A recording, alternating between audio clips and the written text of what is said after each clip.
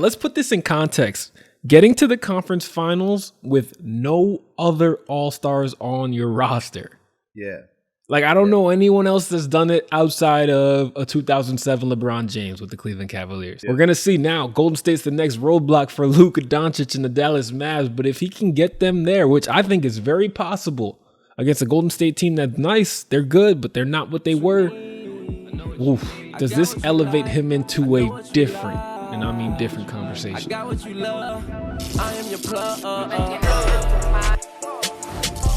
And we are back. Back again. This is another episode of the Hoop Plug. Yes, sir. And as always, rocking with you on this illustrious Sunday. You'll get this on a Monday. Is your boy Firas. And I got with me Stir Fry Ty in the building. Yes, sir. Sir. We're coming to you live and direct off the Game 7 Super Sunday. Yes, sir. We got 2 of them, which I think is a perfect amount. 3 might be too much. 2 is that sweet spot. And boy, was it super. It was super. We heard about it. It was hyped up. Everyone, I had my popcorn ready. Sit down and watch 2 Game 7s. But I'm not going to lie to you guys. As much as I'd love to say that this lived up to the hype, it didn't. Both of these games were over by the third quarter. Both of them. Yeah, bro. To be quite frank, 2 major upsets, if you ask me. 2 teams that you didn't think, for me at least, I didn't think they were going to win. Both those teams won, right? And before we get into it, because we're going to break it down a little bit later, but man, like these Celtics are making me and you look bad, bro. Hey, man, not too bad. Yeah. Like, look, Giannis, and I was going to talk about this later, but I could say it now too. Every year, every postseason, at least 2 or 3 series are impacted seriously by injuries, right? And this year is no exception. We had Joel Embiid go down early, come into that series against the Heat hobbled. We had Devin Booker miss time, even though I didn't think that have an impact. We had Chris Middleton miss the whole round, which I really think would have changed the tide. Yeah, for sure. These things happen, right? It's a part of sports. But I think a fully healthy Bucks team, we have a different result. Yeah, I mean, I'm with you for sure. However, a next year's fully healthy Bucks team, I don't think is as big of a difference as it would have been for this year. Because unfortunately now, the Celtics are rolling, man. They've got momentum, and I don't want to get too ahead of ourselves. I think our first point was going to be over in the Western Conference. So I'm gonna save that point. I'm gonna save that point for when we get to it. All right, well, you set it off. Let's get into it. Mavs winning Game 7 over Phoenix, man. Luka set the tone. And by now, everyone knows what that man, Don the Killer, did to Phoenix. And he, like I said, set the tone, and the rest of the Mavs followed. Spencer Dinwiddie, we were talking off air, and I told you a couple of days ago how we've yet to see the Dinwiddie game. Spencer's dancing on him tonight, man. Boy, was he dancing, man. 30 points. Made it look easy, and honestly, honestly, it was more the Suns' game to lose than it was the Mavericks to win, and they came out, boy, and they beat the brakes off them Phoenix Suns, man. CP3 who? You know what I'm saying? I honestly did not expect it. What are some of your thoughts on that game? Yeah, I want to take it here, right? Suns win the first 2 games. They're up 2-0. They're going to Dallas, and they have a chance to step on this team's throat. Yep. They did not. In 2 games in Dallas, in 3 games in Dallas, because we know the series is over. But at that point, 2 games in Dallas, they failed to close the deal. From that point on, it allowed the others to get going, right? You see Jalen Brunson playing with confidence since that point. Kleber is playing with confidence. Bertan's knocking down everything in sight. And like once you let a team like that get going and start feeling good, getting in a rhythm, it's contagious. Yes, it didn't spread till Phoenix until Game 7, but you had the opportunity to put that team away, and they didn't do that. Yeah, you said it. And, this is definitely the more experienced team coming off a finals run. They've got Chris Paul, Devin Booker, who at this point, he's played a few years in the league, man. I wouldn't quite call him a veteran, but he's definitely got some experience on his belt. And the rest of the squad, man, they were a well-oiled machine on their way to the finals.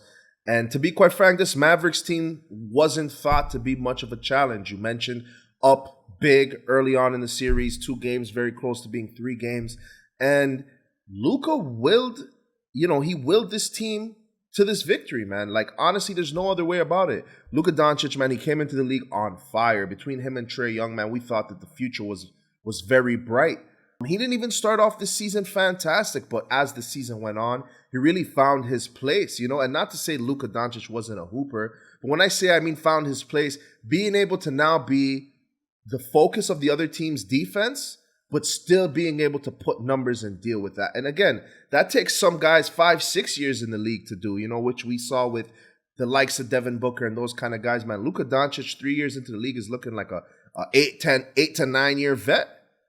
He is absolutely killing. Is on a fast track to the top 10 in the NBA all time. Like, what he's doing right now. Let's put this in context. Getting to the conference finals with no other All-Stars on your roster. Yeah. Like, I don't know anyone else that's done it outside of a 2007 LeBron James with the Cleveland Cavaliers. And credit to Nick Wright on First Things First, because he said this first, but he went into depth comparing that run, the 2007 Cavs, to what Luka did. And at that point, 2007, LeBron James, yes, we know, the chosen one. He had a lot of hype behind him, but this is when he emerged in the playoffs for the first time and led a no-name bunch into the finals. Yeah. We're going to see now, Golden State's the next roadblock for Luka Doncic and the Dallas Mavs, but if he can get them there, which I think is very possible, against a Golden State team that's nice, they're good, but they're not what they were. Oof. Does this elevate him into a different, and I mean different, conversation? Dude, Luka is finally showing us what we expected out of this guy from the moment he stepped into the league. We started hearing this name, Luka Doncic, when he was 16 in Europe, killing everybody for Real Madrid.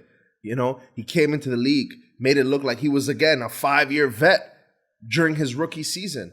Dude, Luka Doncic, like you mentioned, he's on a fast pace, a fast route to becoming one of the greatest players of all time. You know what I mean? Like, simple as that. We compared him to the likes of LeBron, and to be quite frank, at this point, man, like, he's not there yet, but he deserves some of those comparisons, bro. Just that people can make that comparison and no one bats an eye is insane. And I would even argue that, what Luka's doing right now with this team is actually a little bit more impressive than what LeBron did with that team. Like, at the end of the day, obviously, he's LeBron. So we're going to always be like, okay, well, you're LeBron. So we're not going to give him as much credit, even though that's not fair. But all jokes aside, right, if you look at that roster and you look at this Mavericks roster, right, forget about the talent in every position, but the Cleveland Cavaliers positions were more filled out. They had a more balanced roster. If you look at this Mavericks team, they have a very, very, very heavy backcourt, and they barely have any guys in their front court. Bro, I got to go back to what you just said. Yes, and I do, but I got to go back to what you just said with the comparison to LeBron and how my initial bodily reaction was to kind of like, nah, we can't do that. Yeah. But like, go back to even 16-year-old LeBron versus 16-year-old Luka. They say 16-year-old LeBron was the best high school player ever. 16-year-old Luka was winning championships in the EuroLeague. 18-year-old Luka was an MVP in the EuroLeague. Yeah. Like, it's kind of apples to apples, bro. I mean, dude, I'm not in disagreement with you at all. And again, what gives Luka, if we're to like just put all biases aside, forget about this is LeBron James and this is Luka Doncic. If you just compare the resume, right? You might give the slight edge to Luka because he was doing it in the pros, right? Yeah. Not in the high school and amateur levels of the United States. So that's something that you always got to consider. Again, we're not saying Luka Doncic is better than LeBron James, but damn, the way that he's playing, he's looking like a star. And especially if you chop it off at this point, age 23, I think Luka is 23, 24, right? And if you look at what LeBron did at 23, 24, there's no titles yet. Like, it's... And at this point, right, LeBron wasn't the triple-double Don like we know him to be. Luka's putting up 35 and 10 playing point. You know what I mean? Basically, right? Obviously, he's a bigger guard, right? But at the same time, these numbers that he's putting up right now is ridiculous, man. And again, this is a loaded Phoenix Suns roster, fresh off a finals run, with somebody who there's nobody probably more determined to win a championship in this league besides Chris Paul. You know what I mean? There's no one as determined as him to win a championship. And you beat him, we know Chris Paul to be an absolute dog. Bulldog on the court, you know what I mean? Absolute killer. And you're able, again, some injuries to Devin Booker, all these other things. But, I mean, if you look at the way the game panned out, you would think that the Mavericks were the better team, the way that the game played out, you know? Wow, yeah, glad you brought that up because I almost forgot I had something I wanted to talk about with him. Right, I think a lot of people are going to jump on D-Book for his poor performance, especially Game 6, Game 7. Not what you expected from your best player on the formal finals teams. Yeah. But you can't look past CP3. Because this is, okay, Suns are the better team going in. We all agree that. Better roster, 1 through 15. Probably better coach. 2-0 lead. Home court advantage. And he lost this series again. This is not the first time. Could blamed it on Doc in the past, but Chris was there too. Okay. Finals, you're up 2-0 last year. You did it again. Chris, I love you. Like, I don't know. I see you looking for us. I can't, but he averaged 13-6 this series for us. We can't give him a pass for that. 13-6. Point guard? Point guard? Who? Man, honestly, I'm laughing because Chris Paul is probably the pettiest person in the entire world. Like, we touched about it after the Pelicans series, and he couldn't even give Jose Alvarado the credit of saying his name.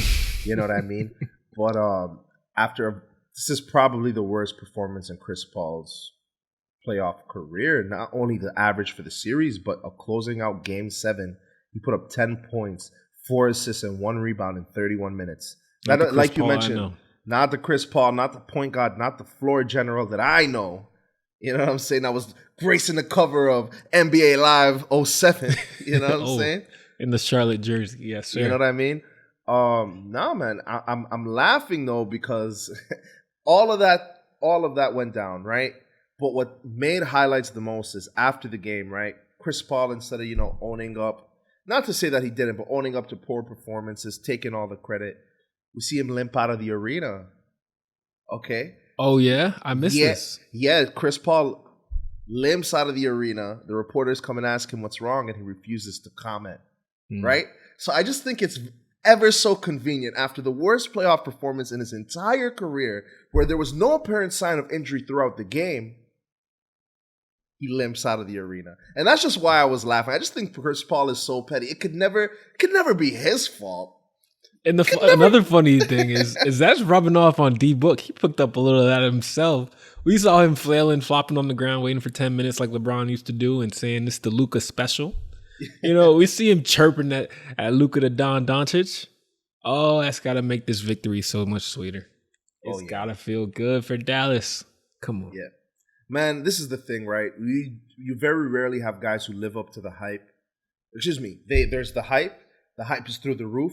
They live up to it, and then they exceed that hype, right? Because to be quite frank with you guys, man, a lot of people, they weren't sold on Luka Doncic, right?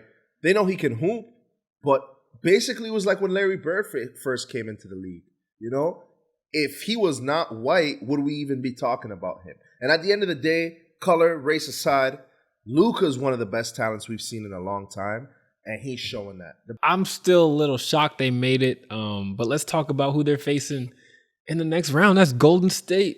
They just finished handling Memphis Grizzlies in 6 games, which means we got to see Game 6 Klay, right? And if you didn't remember about Klay's performances in Game 6, he was there to remind you, okay? Because not only did his 30 points remind you, he was holding up 6 fingers. Jordan Poole was letting everybody know after the game. So Game 6 Klay, back again. Honestly, the only thing going through Klay's mind was, if I ever hear any motherfucker talk about a pool party again, I'm fucking leaving this squad. I'm number 2. I'm fucking robbing to this Batman. You know what I'm trying to say? So I think Klay had to let him know, like, listen, man, I'm Clayway. You know what I'm saying? Got to get in my way. It hits my hands, it's going up. You know what I'm saying? So, and if it's up, then it's up. You know what I mean? If it's up, then it's up. Right? So, no, with all that being said, though, big shouts out to Klay, man. We've been waiting for a performance like this in the playoffs, and no better timing than Game 6, man. We remember in that OKC series a few years back where he was able to carry and bring them back Game 6, Game 7 after being down 3-1. to KD and them, you know? Just a beautiful thing. And so I say all that to say this, to kind of return back to my point about the Mavericks, man. If this team was facing anybody else, right? If the Grizzlies had just beat the Warriors, I might give it to the Mavericks. You know what I mean? Just off rip, even though we know Ja is a killer. But, dude, you have the Warriors. They're on fire. Steph is on fire. Jordan Poole is on fire. Clay catching some heat. You know what I'm saying? Draymond holding it down like he always does. This Warriors team out of nowhere is poised to win a championship, man. And so, unfortunately, right, we're not going to probably see too much of the Luka Doncic show going forward, or maybe not in the finals this year. But, dude, I think this is so important. And when we kind of shoot back to the Eastern Conference after we're done with this segment, the point will be able to round itself out. But the future of the league is here, man, and it's in bright hands, you know? Yeah, Luka is special. But so are the Warriors. One thing, it was cool to see Golden State win how they used to win.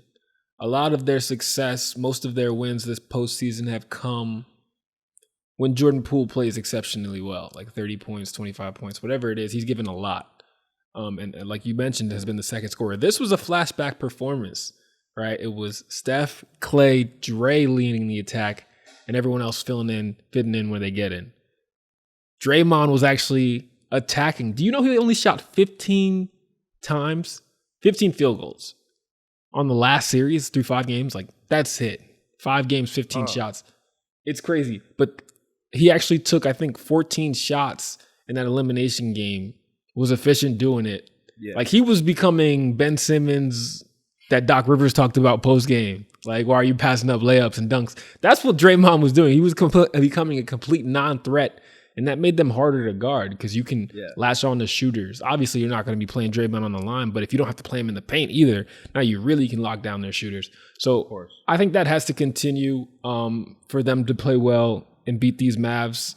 Yes, they are capable, but what Jason Kidd just showed us right now in that series, in that Game 7, is he'll figure it out defensively.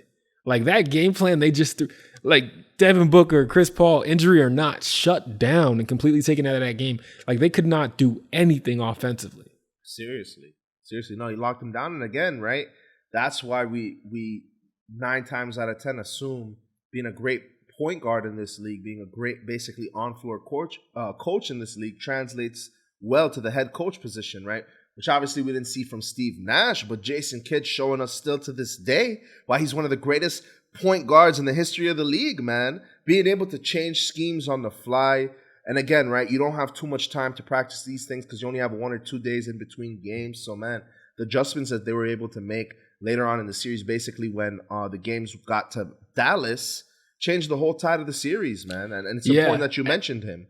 And I think you made a distinction in one of our videos, but about the difference in play style between Jason Kidd and Steve Nash, and how that lends to their coaching styles. Like, yes, Steve Nash was the MVP. Jason Kidd never sniffed it.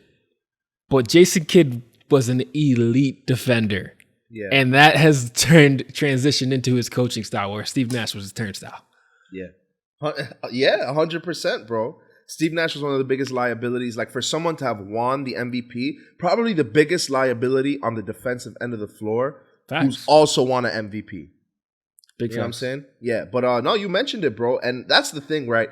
Not to say that Steve Nash wasn't a killer on the court, but he was never the dog that Jason Kidd was. And again, like you said, like, all of these things, at the end of the day, it's personality traits, right? They translate onto the floor, whether you're coaching, whether you're playing, whatever it may be, you know? Yeah, and I also think it's part of, like, the coaches you play for, right? So Jason Kidd, I don't remember who his coaches were. I wasn't a huge Net fan back in the day. But Mike D'Antoni was Steve Nash's coach, and they were just trying to outscore guys. He didn't care about defense. So, like, where is he going to learn that from? 100%. So, and that's the thing, right? The Nets have a team to be able to do that with two out of the 10 top scorers in the league. You got shooters and Joe Harris and Seth Curry and guys. Anyways, we're not talking about the Nets, man. The Nets, you lost. So we're going to now talk about the team that beat you. But right before we do it, right? You like that, right? Professional podcaster right there. Come on, dog. Come on, dog. You know what I'm saying? But with all that being said, though, man, we have the Warriors and the Dallas Mavericks, bro. Series lining up. You know what I'm saying? We got experience versus the entertainment. Who you going with?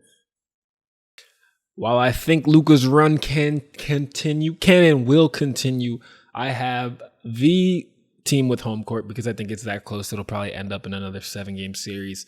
Golden State Warriors. Yeah.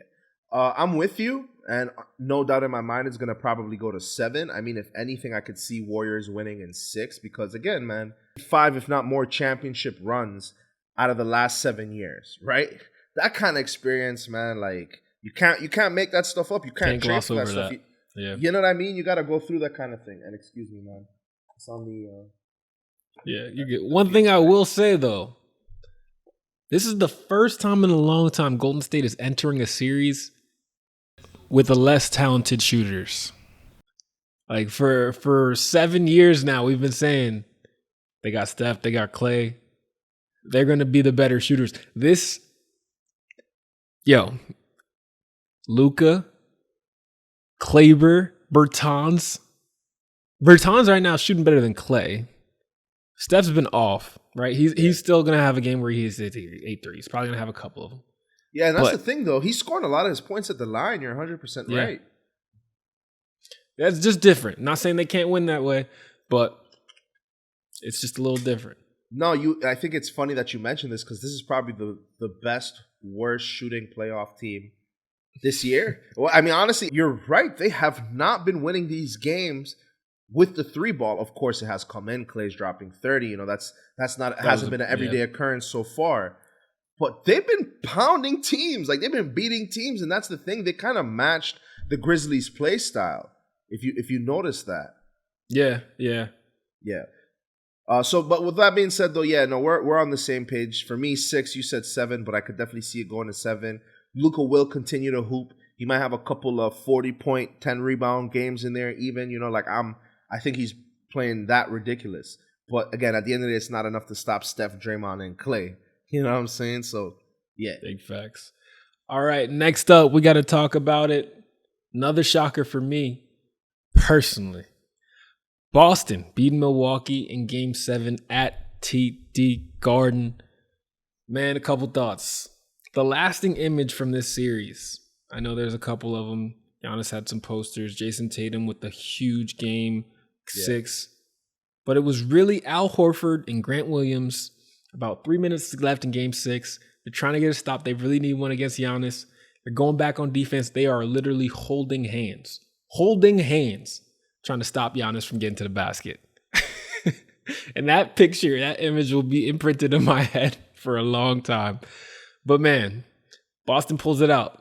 Elite defense. Jason Tatum knocking on that door again. Top 10. Wow. Firas, what are your thoughts? Dude, so many thoughts, right? So the first thought that comes to mind is like, we're just talking about a Bucks dynasty, right? And this Celtics team beat the most talented team in the NBA and the best team in the NBA back to back. I think we were talking about the wrong dynasty, bro. And I'm not going to turn a Celtics fan all of a sudden. The Bulls, they're not in the playoffs currently. Next year, we're gonna beat the brakes off anybody who we face. You know what I'm saying? I had to still put that out there. But, dude, this Celtics team really is poised for a dynasty run if they can really get it together. First-year coach, and this is the result, you're not going to get any better than that. Jason Tatum entering his prime early. Jaylen Brown, I don't think he's entered his prime quite yet, but he's playing like it. Dude, these guys, again, have the opportunity to be 2 out of the 5 best players in the league. Again, I'm not saying today, I'm not saying next year, but in the next 3 or 4 years and be on the same team. Now, there's no reason why they can't stay on the same team together. They don't play the same position. Their play style complements each other. They've got guys like Marcus Smart and a great coach. And man, to be quite frank, and not to say that this is a person that's going to last with the team for a long time, but look how Al Horford is playing, bro. This guy, Al Horford, has turned the clocks back 5-10 years. He said, "Yo estoy here." I am here. Well, I'm not gonna lie. I gotta shoot some holes in that. Boston Dynasty, all right? I'm still standing by what I said. Milwaukee, we never called them a dynasty, even though we put out that special and it was the title. Yeah. We just said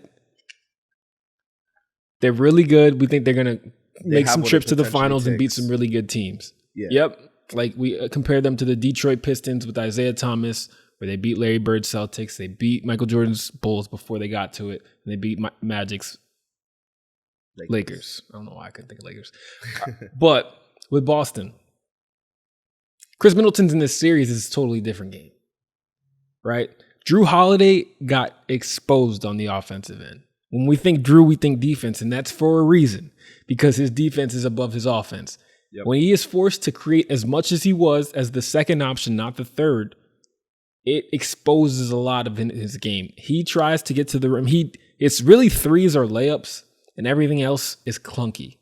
And he was getting his shot blocked a lot, forced a lot, trying to get fouls that he wasn't getting calls on.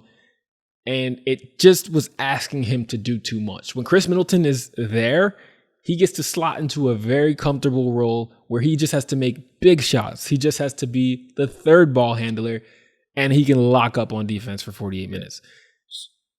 On Boston's side, Ime Udoka deserves a whole ounce of credit. Like, so much credit.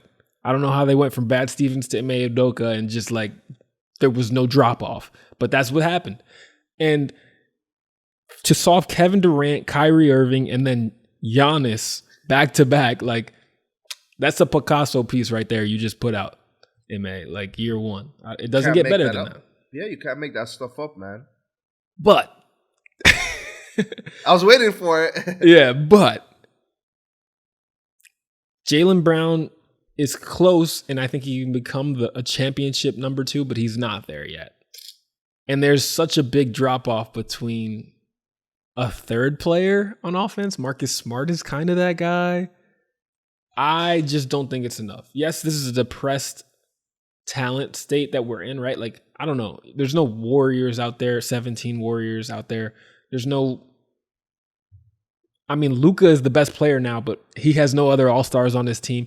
So if there's a year you could win with that, it's this year. But Dynasty, I just don't see the pieces there. Yeah. I hear you. So a couple points. So we're in 100% agreement about. I want to be saying his name, Ime. Yep, Ime Udoka. Udoka, yeah, absolute killer, man. Be able to come and do what he did. And the thing is, right? You don't have. These aren't 10-year stars, right? These are guys who are very much developing, right? The fact that you were able to still give them that professional environment where you were able to add to their development, keep them competitive, and again, arguably more competitive than Brad Stevens had them, in your first year as a head coach. Like you said, can't get any better than that. Ready. All right, well, this is just how you draw it up. We got the 1 seed Miami versus the 2 seed Boston playing to see who gets into the finals. And the question for me is, right, we know what Miami is on defense. They're going to get into them. They're going to get into Boston's guards. They're going to make it tough for Al Horford. Bam's for sure. But does Miami have enough offensive firepower? That's what it comes down to for me. It's tough because they're going to need someone else to step up, right? We saw how they got here. They beat a wounded Philly team. They managed to overcome Jimmy Butler being the only person that traveled to these road games and performed, other than Strus in that closeout game. And now they are here, 4 wins away from a trip to a finals. Second in 3 years at that, right? That was 2020. Yeah. Right. Math's right. Counting still rubbing off on you. It's been a while. No, man, you beautifully said, and I think what helps the Heat's case is the fact that they're not relying on any particular guy to give you 30 or 25. They basically need 20 to 25 points from Jimmy Butler, and they need everybody else to give you 10 to 15 points. They don't rely on Bam to give them 30 every night, or Jimmy to give them 30 every night, or relying on Tyler Hero to give them 25. They basically need their star in Jimmy Butler to show up and lock down on the defensive end, right? And they need everybody else to have okay games, which we saw they were able to get away with in the Sixers series. They're not going to be able to get away with it as easy in the Celtics series just because of the matchups. I think this is going to be a very, very even series throughout. What I was trying to wrap my head around this matchup and see who I thought would come out with the edge. And I just kind of did the position battles in my head, and I'm leaning Boston because, yes, you have Jimmy Butler to guard Jason or Jalen, but that is their strongest. Is PJ Tucker on the Heat right now? I'm confused. Yes. This nigga changes teams every year. Okay. PJ Tucker is a problem. PJ Tucker will be helpful. But Kyle Lowry is kind of nullified in this series because the Celtics don't really run any great offensive point guards. Marcus Smart is the closest to that. Or Peyton Pritchard if you like him. I don't. Tyler Hero is going to get swallowed up by Boston's wing defenders. They got great wing defenders. You could put Derek White on him, Jason Tatum on him, Jaylen Brown on him, and they really rely on him for offense. So that mainly reason Tyler Hero not being as effective as he has been this whole year is why I think Boston has the edge. Yeah. We're in unison. We're in sync, bro. I'm with you. It's not a runaway for the Celtics, is what I'm trying to say. You know. And I think again the reason being, and we go back to Jimmy Butler, man, because of I've never seen someone be average and sometimes sub-average in the regular season and be Michael Jordan in the playoffs every single year. Like it's ridiculous. Like I've never seen. I don't know if it's just he takes his foot off the gas. Gear. It's got to be, man, because what he did in 2020 in the bubble against Brown and them, bro, is honestly history. Like it's poetic what he did with that Miami Heat squad. You know. But with all that being said, you mentioned it. The Celtics team is a better team overall, talent-wise. They have the two stars in Jaylen Brown and Jaylen Brown and Jason Tatum. Whole heap of J's, right? Two JBs too, right? So with that being said, though, I give the edge to the Celtics. Although the Heat do have the home advantage, and that's going to definitely help them. It's going to be a fun series, bro. This is going to be one of the most interesting series we've had in a long time. The future of the league is here. Between Jason Tatum and Luka Doncic, man, we did not expect them to be able to get their teams to this point. Basically, they were both already written off. And again, we as fans are lucky. Going forward, this is going to be a lot of fun, especially come playoff time, man. We see the transition. Yeah, we are at the boiling point, the crossroads, the crest. I don't know what I was trying to say there, but shit, man, we're close to crowning a champion. And if that don't get you excited, I don't know what will. It's been another episode of the Hoop Plug. Firas, any final thoughts? Nah, man, besides the fact that I'm on my middle-aged dad swag, cheering on my kid at the game, I'm just cooling, bro. You know what I'm saying? We let it all out there on the pod, just like your favorite NBA stars leave it out there on the court. You know what I mean? Ty, any closing remarks, any finishing thoughts? Just that one, we forgot to shout out the people that are listening on Overcast for the first time, but I'm going to do it right now. Shout out to y'all. We know we got some new listeners coming in from Overcast. So shouts to y'all for the loyal listeners. Shouts to y'all too. As always, if you enjoyed what you're listening to, make sure you rate us 5 stars. Check out the YouTube. Check out the Instagram. That's hoop_plug. And as always, Frost, let them know where we put that flavor. Put some flavor in your ear. Peace.